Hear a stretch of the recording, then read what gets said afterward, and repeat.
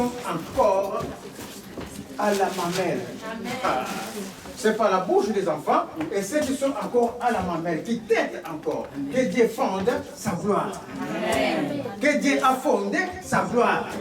Il n'a pas fondé par une puissance quelconque, mais c'est par la bouche des enfants et ceux qui sont encore à la mamelle des enfants. C'est ainsi que Jésus nous dira, pour être dans le royaume, pour rentrer dans le royaume des cieux, il faut se convertir. Il faut être humble comme ces enfants-là. Amen. Parce que Dieu n'utilise pas les gens forts.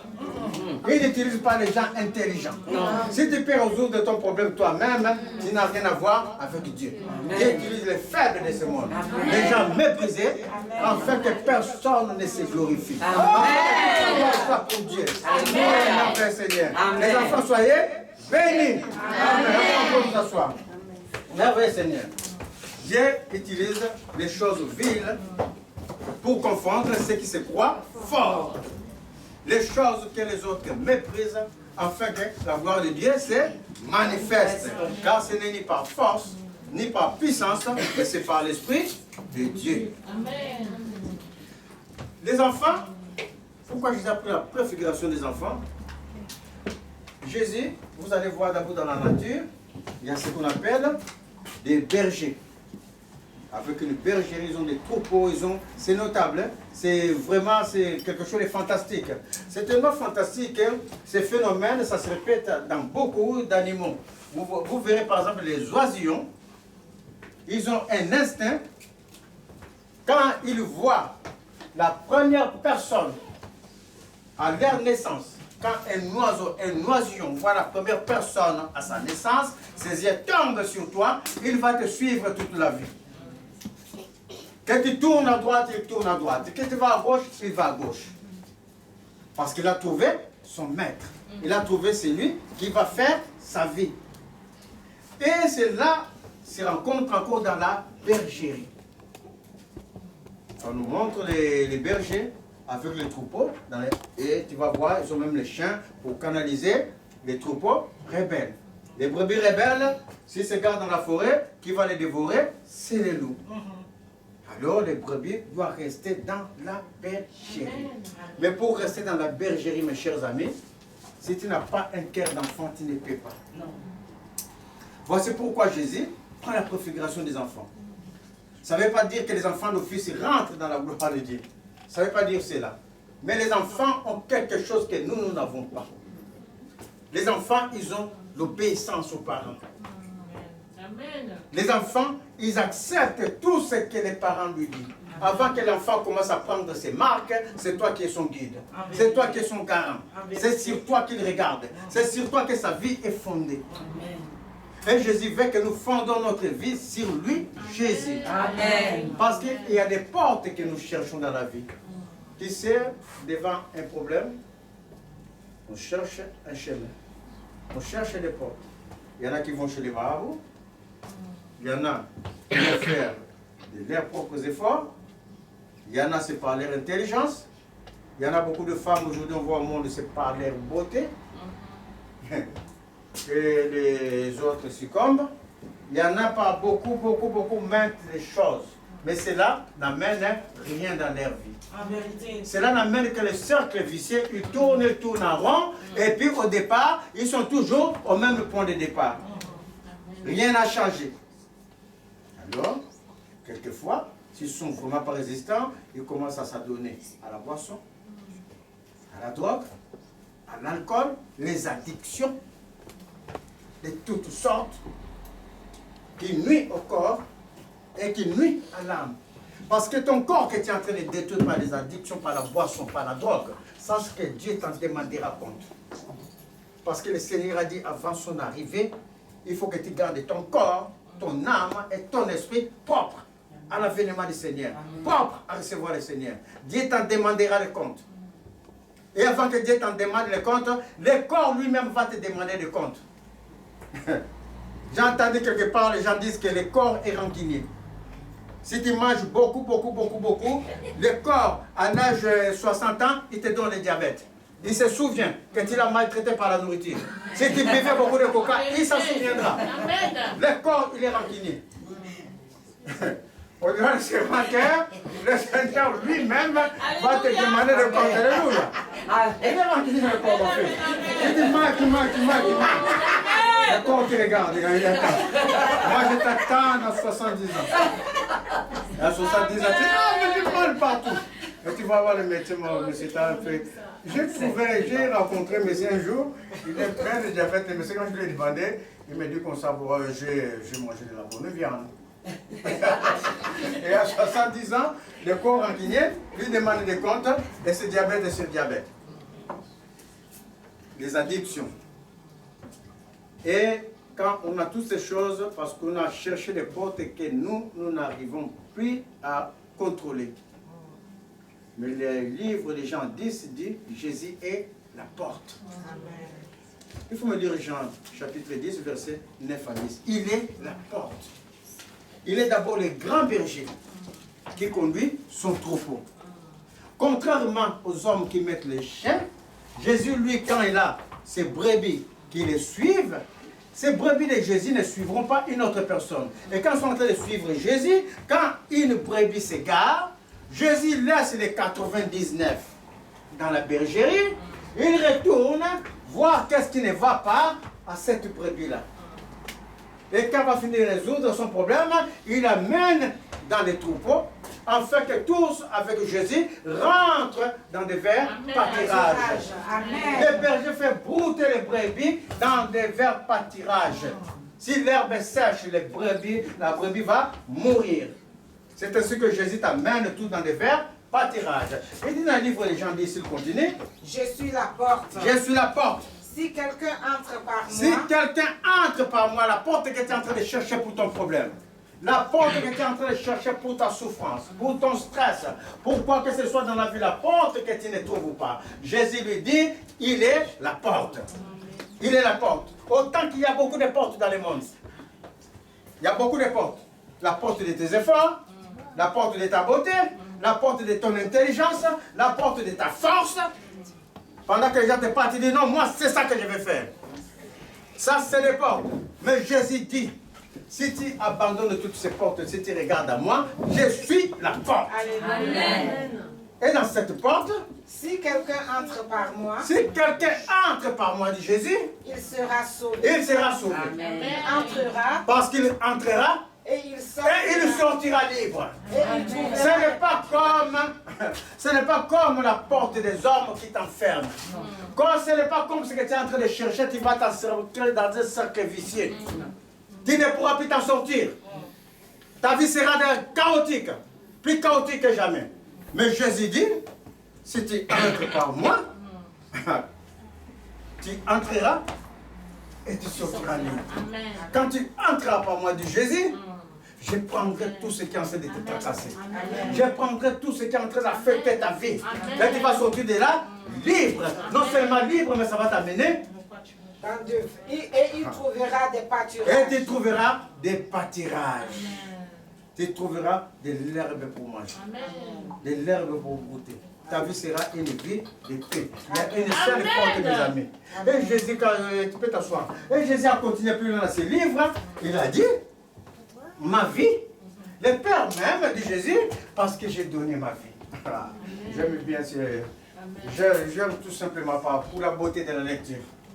Rien que pour la beauté de la parole. Jésus dit, ma vie, le Père même d'abord, parce que j'ai donné ma vie pour la reprendre. Non, c'est pas la peine de lire, je vais le lire dans ma tête. Personne, Jésus dit, le Père même, parce que j'ai donné ma vie pour la reprendre. Amen. Celui que je suis en train de vous parler, il est vivant.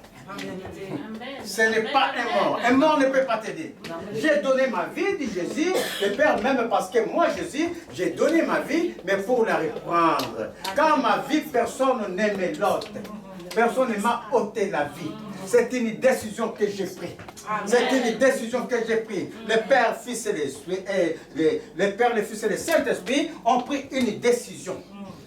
Personne ne me ôte la vie. J'ai le pouvoir de monter la vie et j'ai le pouvoir de la reprendre. Amen.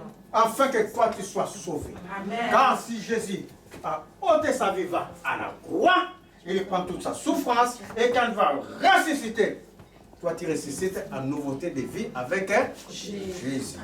Alors que s'il était resté, ça veut dire même qu'il n'était pas Dieu. Parce que Dieu ne meurt pas. Est-ce que vous le savez? L'homme meurt, mais Dieu ne meurt pas. Amen. Dieu vit et il est vivant. Amen. Il a toujours été. Avant que le monde soit, il est. Ne meurt pas. Il a le pouvoir de donner sa vie et de la reprendre. S'il ne reprend pas sa vie, toi tu ne peux pas être sauvé. C'est parce qu'il a repris sa vie que Jésus peut t'aider. Et c'est parce qu'il a repris sa vie que tu rentres dans le processus de la nouvelle résurrection. Cela s'appelle la renaissance. Car ta souffrance, dit le livre d'Ésaïe 8, dis-moi 23, car ta souffrance, les ténèbres de ta vie ne subsisteront pas toujours, dit le Seigneur.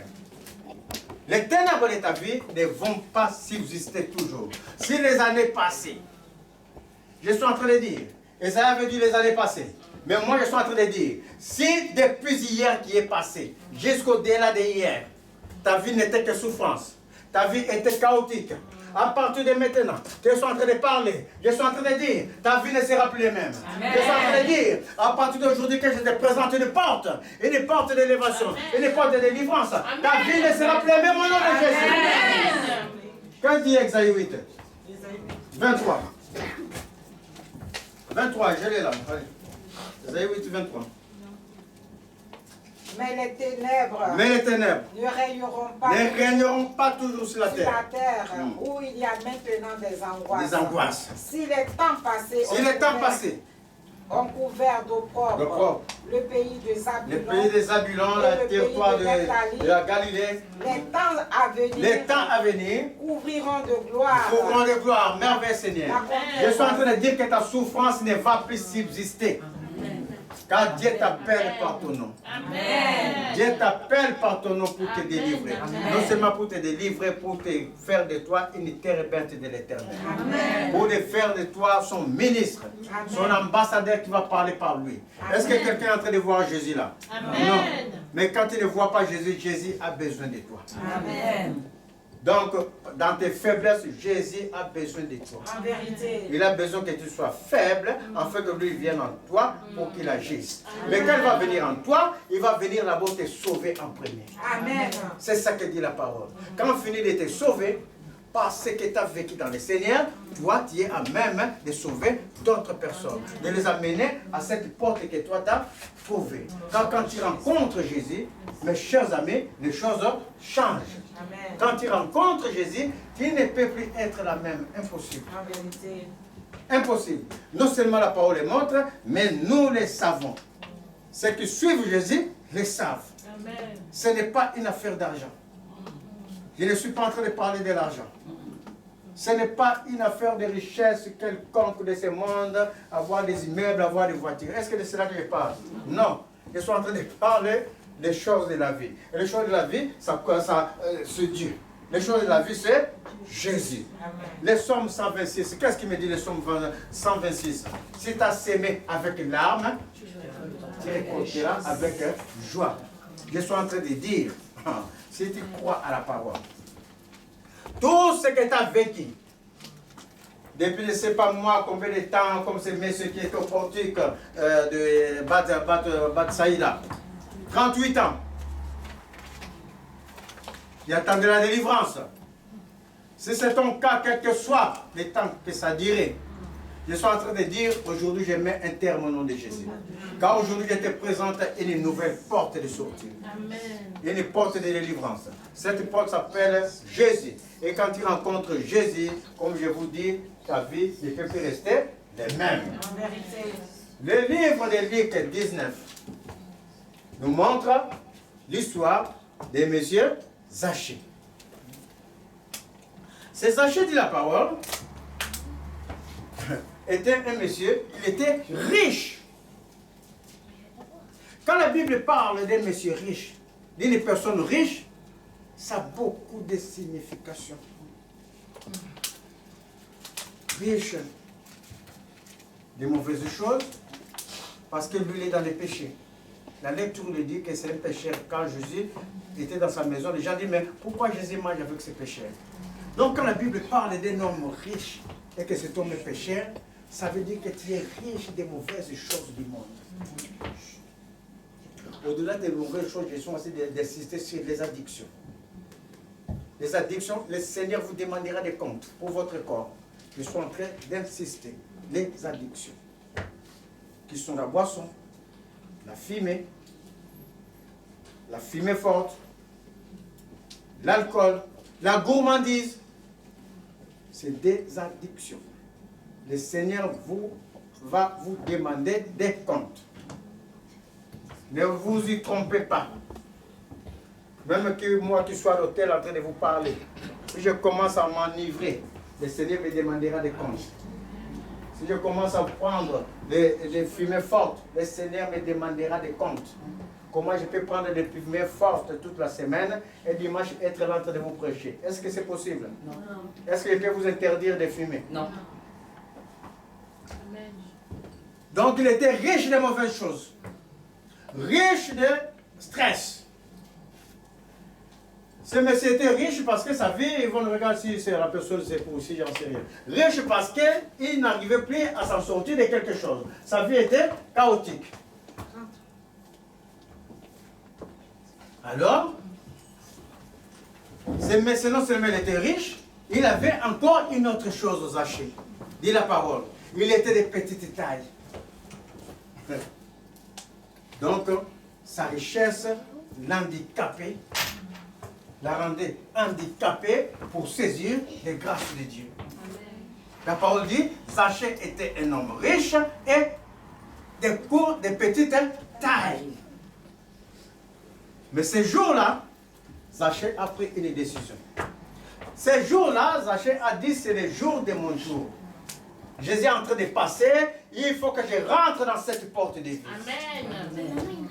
Alors Zachée va se débarrasser de ce qui l'handicape de connaître Dieu. Il va s'en débarrasser, va se dépouiller. Si tu ne te dépouilles pas, même si tu rentres dans la porte, mes chers amis, tu y es tout. On a chanté tout à l'heure, à toi la sainteté. Dieu, il est 3 fois saint. Alors Zachée va se dépouiller. Parce qu'il y a des hommes grands, costauds, devant lui. Des hommes, les royaumes de Dieu, mes chers amis, il est violenté. Il y a des hommes, quand Zachée regarde, il babacha. Il est grand, mes chers amis. Il est en train de danser. Il est en train de faire ceci. Il est en train de parler en langue. Donc Zachée ne se voit pas là-dedans. Est-ce que vous comprenez? Alors Zachée va s'efforcer. Le royaume de Dieu est violenté. C'est pour les violents qui s'en emparent. Il a dit, c'est le jour de mon jour. Parle en langue. Fais ceci. Mais moi, aujourd'hui, je vais voir Jésus. Amen. Moi, aujourd'hui, il faut que je rentre. Zachée dit, je ne parle pas encore en langue, mais je vais rentrer. Amen. Dans la grâce de Dieu. Alors Zachée s'en débarrassa, Zachée courit devant tout le monde. Devant le Seigneur. Pendant que toi, tu es Zachée, lui, il court droit vers le Seigneur.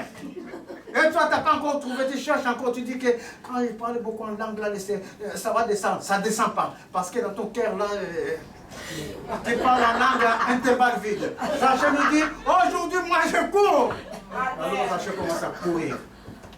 Il voit un arbre. Il monte sur cet arbre, un sycomore, un grand arbre. Tout ce qu'il est en train de faire là, Jésus est en train de voir. Tous les efforts que tu es en train de faire, Jésus les voit. Amen. Dieu n'est pas ingrat du livre des Hébreux pour oublier tes efforts. Il va payer, il rend compte service en ses saints, dit la parole. Les efforts que tu fais pour Jésus, il n'oublie pas. Les efforts que ces enfants sont en train de faire pour le Seigneur, quand ils chantent, Dieu n'oubliera pas. Il va les rappeler toute leur vie. Et ils vont grandir avec ça. Et ces enfants-là vont bâtir parce qu'ils sont en train de bâtir dans les rocs. Alors il voit Zachée, et il dit Zachée, descends. Aujourd'hui je vais souper chez toi. Ah. Donc, Jésus s'en va chez Zachée. Alors Zachée dit, Seigneur, mais je suis impur, certes, mais regarde, j'aide quand même les gens en paix. Quand la personne vient pleurer chez moi, n'a pas de nourriture, je lui donne. Quand la personne n'a pas ceci, je lui donne. Ça, c'est se faire être sauvé par les œuvres. Mais Jésus va montrer à Zachée, ce n'est pas par tes œuvres. Ce n'est pas par tes œuvres, c'est par la grâce que Dieu va te sauver. C'est par la grâce qu'il nous a sauvés. Parce que nous ne méritons rien. Nous sommes pécheurs. Même pendant qu'ils sont en train de parler, les pensées de certains ne sont pas des pensées de Dieu. Il n'y a que la grâce de Dieu qui subsiste. Et Jésus ne répond pas. Alors les apôtres disent, mais Seigneur, pourquoi tu manges avec ces pécheurs? On les connaît dans la ville, on connaît la réputation des Zachée. Et Jésus dit, je suis venu pour sauver les pécheurs, pas les justes. Si tu crois que tu es juste, si tu crois que par tes efforts tu peux te sauver, mes chers amis, ça ne peut pas. Donc tu ne peux pas conjuguer avec Jésus. Jésus veut les gens qui se reconnaissent faibles. Amen. Les gens qui reconnaissent leurs défauts. Le Seigneur nous purifie. Quand tu vas venir avec tes défauts au Seigneur, lui, à une seule fois, il a pris tout de ta vie dans l'œuvre de la croix. Il ne va plus revenir dessus. Tout ce qui te reste à faire, de te laisser purifier par le Seigneur, de te laisser polir par le Seigneur, afin que tu sois comme ce que le Seigneur désire de toi. Mais ce n'est pas par tes efforts, par le Saint-Esprit. Alors Jésus dit, je suis venu pour les pécheurs. Et Zachée festoya avec le Seigneur. Mes chers amis, aujourd'hui nous sommes dans la position de Zachée. Jésus avait dit à Zachée, je suis venu pour les pécheurs. Aujourd'hui, je ne fais pas des oracles rares, je peux faire, mais c'est rare. J'aimerais qu'aujourd'hui, qu'on se mette, chacun de nous, en position de Zachée. Qu'on se reconnaisse petit devant le Seigneur. Qu'on reconnaisse que nous avons toujours abandonné Dieu par notre façon de faire, notre façon d'agir. Quand même nous avons entendu sa parole, Maître, nous vivons à notre manière. Que chacun dise au Seigneur que je suis pécheur, Seigneur. Mais comme Zachée, aujourd'hui, je viens à toi. Comme Zachée, aujourd'hui, Père éternel, je te veux. Comme Zachée, aujourd'hui, au Père éternel. Comme Zachée, Père éternel, exauce-moi et pitié de moi. La position de Zachée. Car cette position, souvent, le Saint-Esprit nous les rappelle. Mais nous faisons un combat avec le Saint-Esprit. Nous ne voulons pas nous laisser convaincre des péchés. Parce que nous croyons être arrivés. Parce que nous croyons être à la place que Dieu nous a mis alors que nous ne sommes pas encore à cette place. Mais comme Zachée, aujourd'hui, nous avançons vers le Seigneur afin que le Seigneur nous purifie. Je prends autorité sur toute forme d'esprit impur qui manipule les pensées, à qui je commande de les quitter. De dégager l'environnement spirituel des enfants de Dieu dans le nom de Jésus. Dans le nom de Jésus. Que tout esprit de blocage, parce que Zachée était un homme court, que tout esprit de blocage, pour que les gens avancent vers le Seigneur, cet esprit quitte maintenant, soit ôté par la puissance du nom de Jésus. Merveilleux Seigneur. Gloire à Dieu. Aujourd'hui c'est un jour spécial. Je disais donc aujourd'hui c'est un jour spécial. Voici pourquoi la prédication d'aujourd'hui ça va s'arrêter là. Parce que c'est un jour spécial. Amen. Parce que 65 ans c'est pas 65 jours. Et en plus, quand tu as 65 ans, tu l'as passé.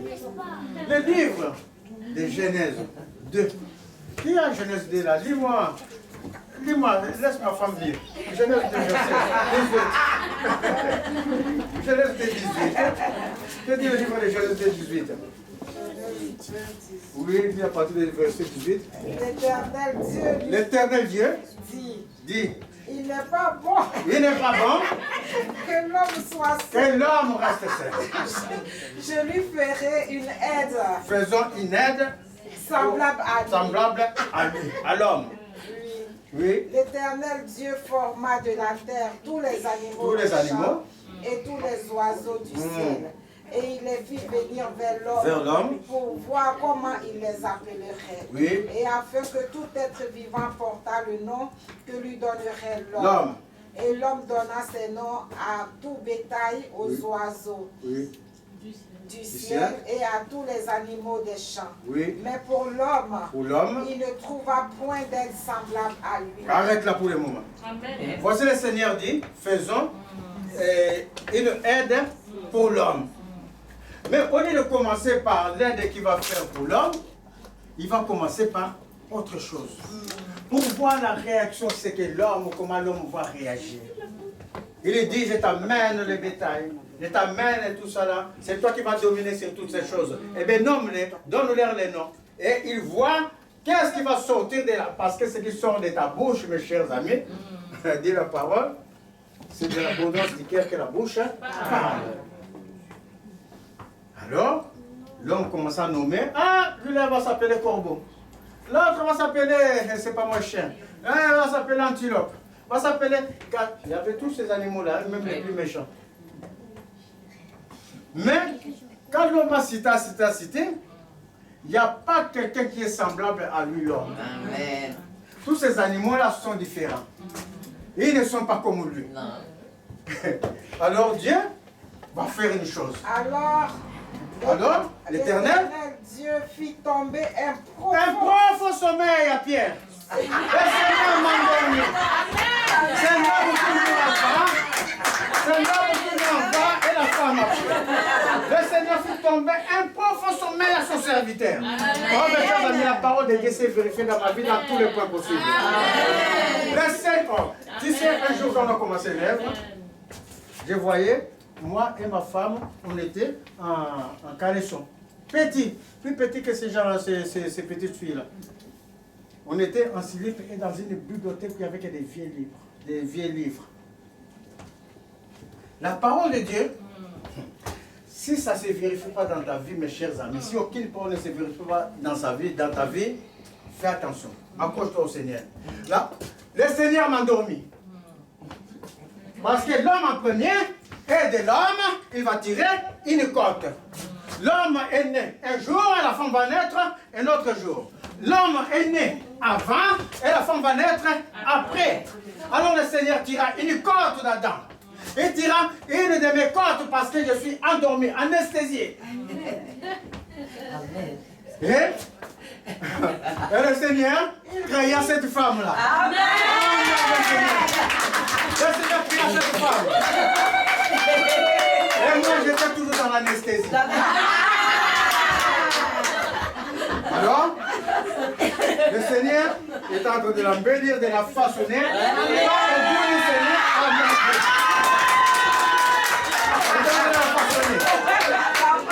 Alors, l'anesthésie commence à finir. Et quand je me suis réveillé, la première des choses qui sortaient de ma bouche, ah! Celle-ci, elle est os de mes os, chair de ma chair. Je l'appellerai Mvoula.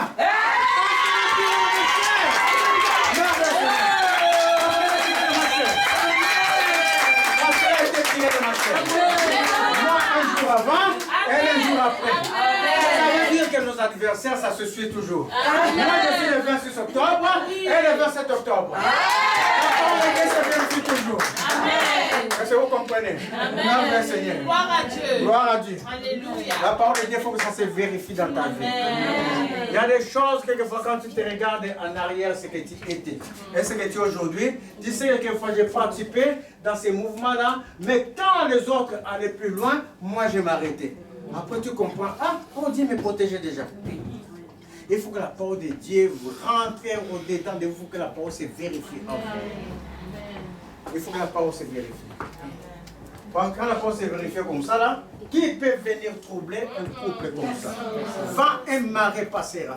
La tempête va souffler. Mais cette tempête tombera dans le nom de Jésus. Dans ce que le Seigneur a élu, personne ne peut séparer. Est-ce que vous comprenez? Vent et marée, ça peut souffler. La tempête va souffler. Mais cette tempête va s'apaiser au nom de Jésus. Amen. Nous sommes plus que vainqueurs. Amen. Merci le Seigneur. Sur ce, aujourd'hui, je n'ai pas beaucoup parlé. On va manger les gâteaux. Que ce soyez.